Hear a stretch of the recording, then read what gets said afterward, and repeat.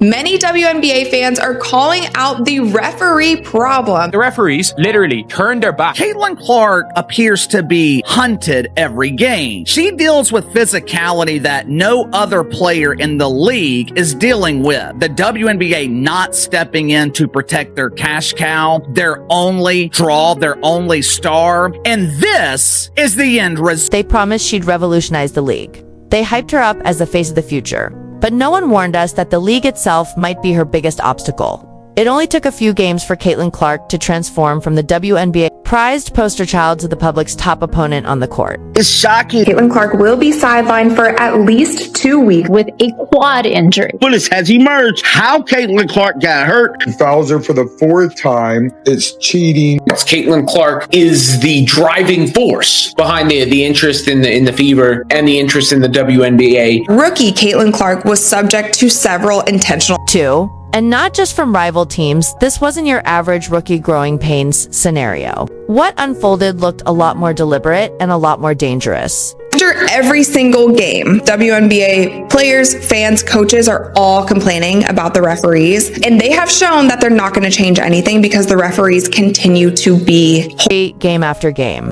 Caitlin took hits, was shoved to the ground, and had to play through a sea of missed whistles. And the people who were supposed to ensure fairness, the refs, they stood by like extras in a bad drama.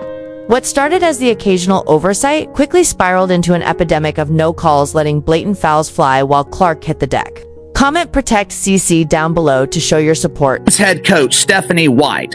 She was complaining about her team not getting a whistle, not being respected. Then came the moment no one wanted. Caitlin sidelined with a quad injury, and suddenly fans started replaying every ignored foul, every body check that went unchecked, and every glance she gave to the officials, begging for a whistle that never came. He will be out for 2 weeks minimum following a quad strain. Caitlin Clark and Sophie Cunningham going to the officials and trying to, ask for an explanation of what had just occurred. That official completely stoned. Looking like bad luck, it started looking intentional. And just when the conversation reached a fever pitch, boom. New reports began to peel back the curtain on just how broken this officiating system really is. This is a WNBA problem, and as more and more eyeballs are watching this league, it becomes growingly an issue. The officiating feels you never have a true grasp on what it's. Turns out a chunk of the league's referees were pulled from, you guessed it, high school leagues. And they're not even calling games based on their own judgment. No, the league relies on a behind-the-scenes brain trust of GMs, coaches, and stakeholders telling officials how physical they want games to be. Referees not listening to them. They're not listening to the coaches. They're not listening to the players. They're not listening to the fans. They're listening to their stakeholders. That's why I keep saying nothing is going to change till the mindset and whoever's running all of this, the stakeholders, governance, whoever these people. And Caitlin Clark, she's caught. Smack in the middle of this chaos where influence, ego, and economics collide. Now, after weeks of growing outrage, viral clips spreading like wildfire, and even coaches and players speaking out, the WNBA is finally feeling the heat. This injury does anything. It should be a wake-up call to the WNBA, the Players Association, the team owners, that just like that, all this fanfare, all this interest, all this newfound attention on the league can disappear. Ate with whispers of lawsuits and rumors swirling about referee bias. The league's golden goose might become its biggest liability unless it acts fast. And here's $1 million question. How far will they go to shut down the same player they've been cashing in on since day one? Caitlin Clark is being roughed up, but the physical wear and tear on Caitlin Clark, I'm not surprised that 2 weeks into the season, she's already got an in. Caitlin Clark has never been one to back down. Back at Iowa, she rewrote the record books, brought in millions of fans, and turned women's hoops into primetime television. So when she stepped into the WNBA, everyone expected fireworks, not just from her game, but from the excitement she'd generate for a league that needed a miracle. 2024 was a year of unprecedented growth in viewership in the WNBA, a substantial amount of which can be attributed to Caitlin Clark, who took the basketball world by storm after an all-time college career. Who had appeared in 185 consecutive games between her career at Iowa and her time with the Indiana Fever. 139 games with the Iowa Hawkeyes. She never missed one. And for a minute, it was working. Attendance exploded.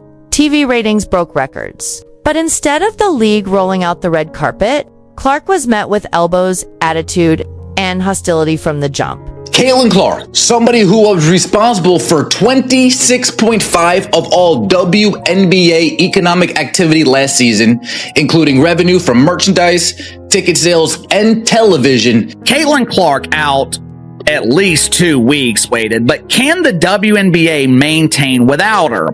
Can the WNBA pack arenas draw ratings? From the moment she hit the floor as a pro, it wasn't just about basketball. It was personal.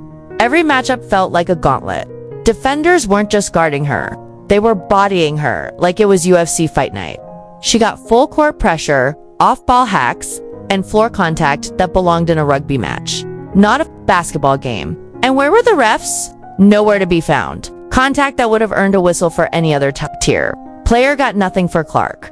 Time and again, she had to just grit her teeth and push through. Referees just exposed her hand so bad, bro. I mean, they just didn't care no more. They didn't care. The world was watching how bad the cause was. They didn't care at all. They was going to get their issue off against the Fever no matter what. And I'm here to tell you, that's exactly what went down, bro. They have an agenda against Caitlin. All while the league peddled the same tired line. She just needs to adjust. But why is it always on her to change? Why is Caitlin Clark the only star told to toughen up, while everyone else gets protected like crown jewels? Then came the injury.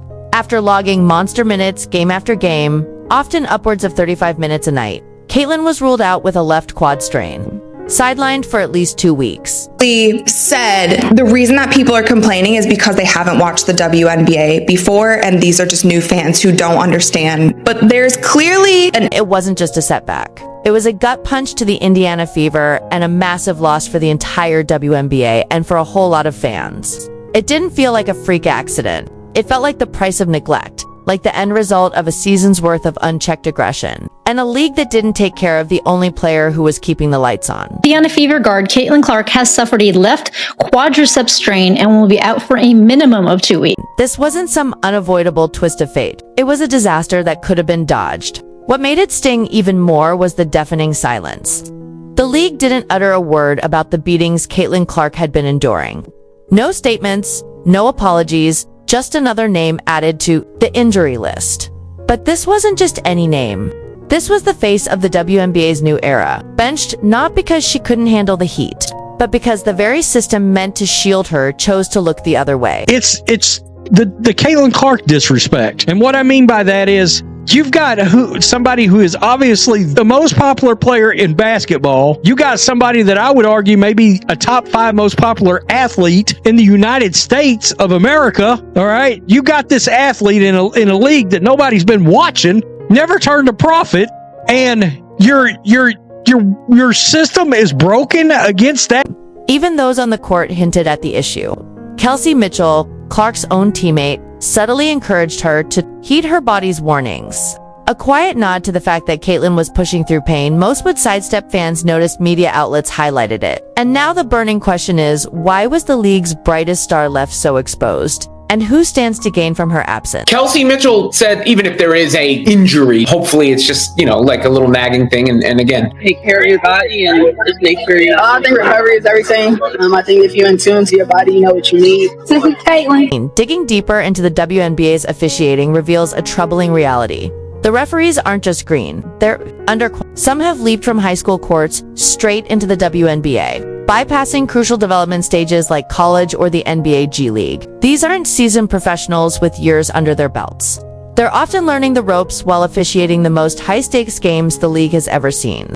And this lack of experience is glaringly evident, especially when it comes to managing the league's most talked-about player. Caitlin Clark, guys, and they do not talk about it here. And that's why I also don't want us to personally attack some of these referees. I think they're doing their job. If they're hiring referees who basically didn't have any experience but high school refereeing jobs, and then they did a stint in the G League, like, these referees actually aren't. I gained and reconfirmed with myself that not much is going to change. But the rabbit hole goes deeper. These officials aren't making calls based solely on their judgment. Behind the scenes lurks a competition committee dictating how games should be officiated. This committee comprises coaches, general managers, and stakeholders, not impartial entities, but individuals with vested interests in specific outcomes. This isn't mere speculation. League insiders have confirmed it in interviews.